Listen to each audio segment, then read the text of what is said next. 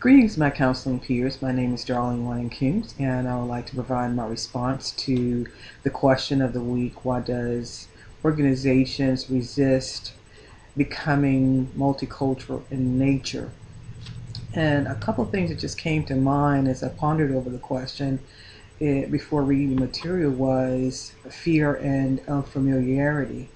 You know, a common practice that we all kind of embrace is when there's a topic that is uncomfortable or uneasy for us, we have a tendency to just avoid it um, because it can become very problematic for us, and particularly if it's a emotionally charged subject. And in this instance, there is a lot of complexities involved. For instance, the definition of some of the words surrounding the question, and that is things like culture, race, and ethnicity.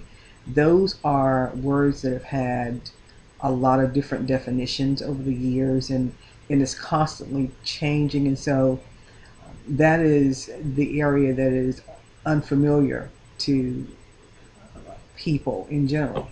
And as counselors, the same holds true.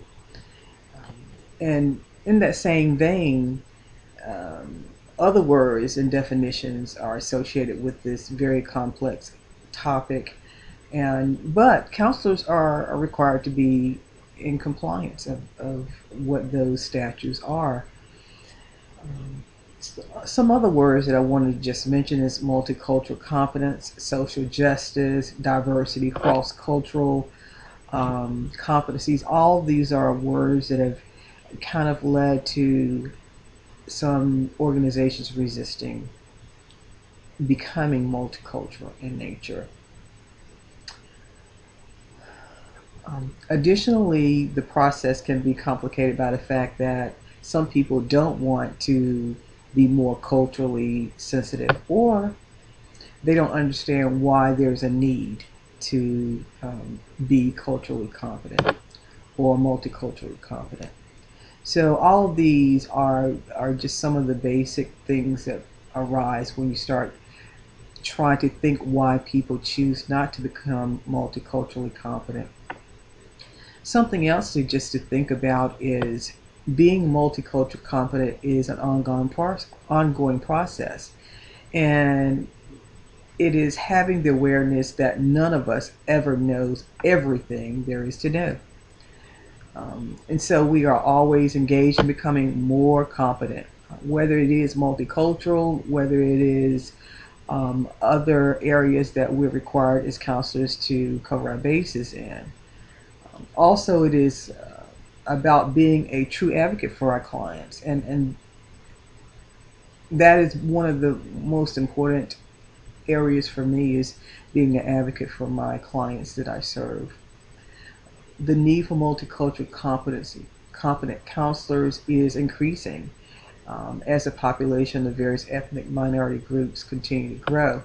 Therefore, it is crucial as counselors for us to work together collaboratively and empower ourselves with skills to meet this challenge and the demand of diverse client groups. I think once you accept the fact and embrace it, it makes it a lot easier to deal with. Um, Another thing to consider is because of the continued growth in the number of individuals and families from diverse backgrounds, the challenge counselors' ability to meet the needs of a growing and diverse society. Of course, the growing population of diverse individuals in the United States will put more pressure on us as counselors to be more culturally confident in delivering our services. From our reading, the culture competent model developed for counselors consists of three critical areas, and that is self awareness, knowledge about the culture, and your skills. And by being culturally aware and recognizing how culture will affect the counseling process, this cultural awareness will support the counselor in developing a plan for the clients that they are serving. So that's something else that we need to just keep in mind. Um, when counselors exercise the multicultural counseling skills with their clients, it is imperative to provide them with guidelines that focus on self experiences, self awareness, and just general knowledge of the culture, while being cognizant of your own culture, beliefs, and values.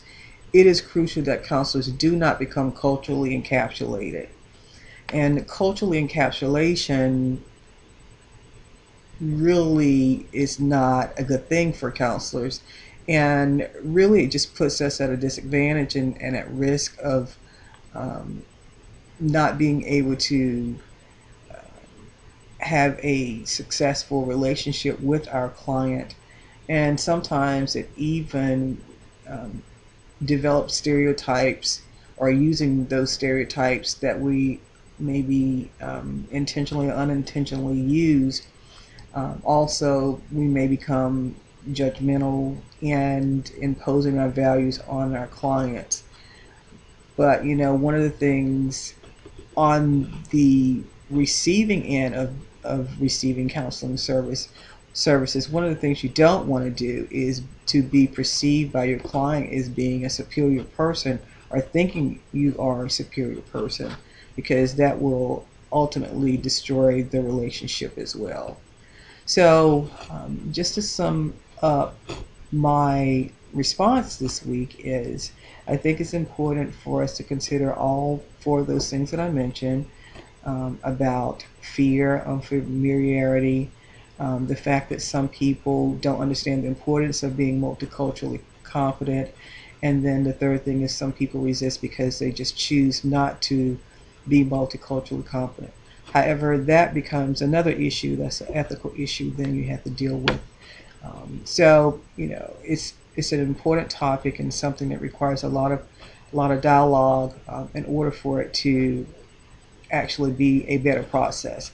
And that is what has hindered the process in general, is that we often choose not to talk about it. So that is my post for this week. I hope that you have a good week, and talk to you soon. Thank you.